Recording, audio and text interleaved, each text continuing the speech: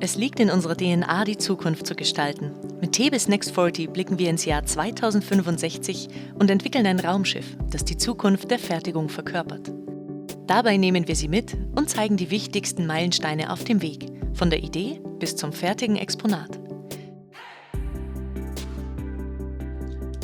Wie behält man in einem komplexen Projekt mit hunderten kleinen Aufgaben, Projektpartnern und Abhängigkeiten den Überblick? Bei diesem Projekt mussten wir zahlreiche Arbeitsschritte, Ressourcen und Termine koordinieren. Ohne eine zentrale Planung wäre das kaum möglich gewesen. Wenn an einem Projekt viele Teams beteiligt sind, kann schnell der Überblick verloren gehen. Genau hier kommt ProLice ins Spiel. Bei diesem Projekt konnten wir jederzeit sehen, welche Arbeitsschritte als nächstes anstehen und wo es Engpässe geben könnte.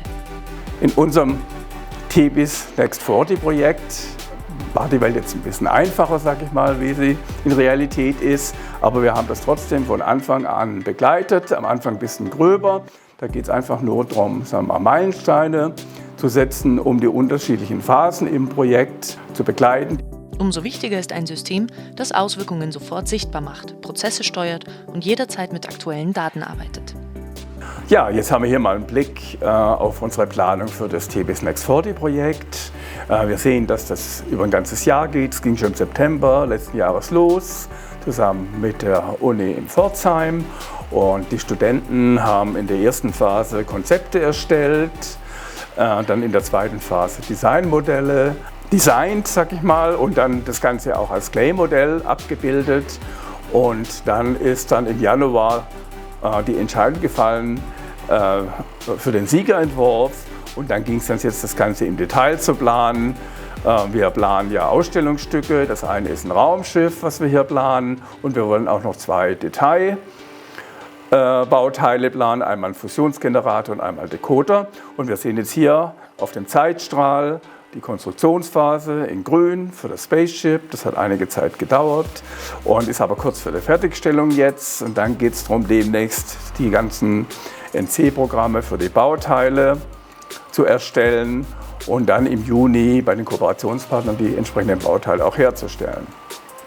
Die Feinplanung jetzt, nachdem wir ja die ganzen Bauteile jetzt konstruiert haben, sehen wir hier jetzt auf den Blick. Ich klicke mal hier oben aufs Cockpit. Und wir sehen halt die entsprechenden Aktivitäten, die da geplant sind. Wir müssen Material beschaffen, wir müssen NC-Programme machen und wir wollen das Ganze natürlich auch entsprechend fräsen. Und so ist für jedes Bauteil, was wir jetzt benötigen, hier entsprechende Planung angelegt und wir können die dann im Detail verfolgen, wie das Ganze nun in den nächsten Wochen entsprechend abläuft. Den Überblick brauchen wir. Und was ist das für eine Ansicht? Hier sehen wir jetzt nochmal eine andere Sicht auf die aktuelle Planung. Da sehen wir jetzt, ja, was denn so eingeplant ist für die Konstruktion zum Beispiel. Da wird jetzt parallel konstruiert an dem Raumschiff, aber auch schon an den anderen Bauteilen. Demnächst muss die NC-Programmierung losgehen, die hier bei Tebis im Hause gemacht wird. Und das Ziel ist, das dann rechtzeitig fertigzustellen, damit im Juni dann die entsprechenden Bauteile bei den Kooperationspartnern gefräst werden können. Die Fertigungssteuerung läuft. Doch jetzt geht's dahin, wo aus Planung Realität wird.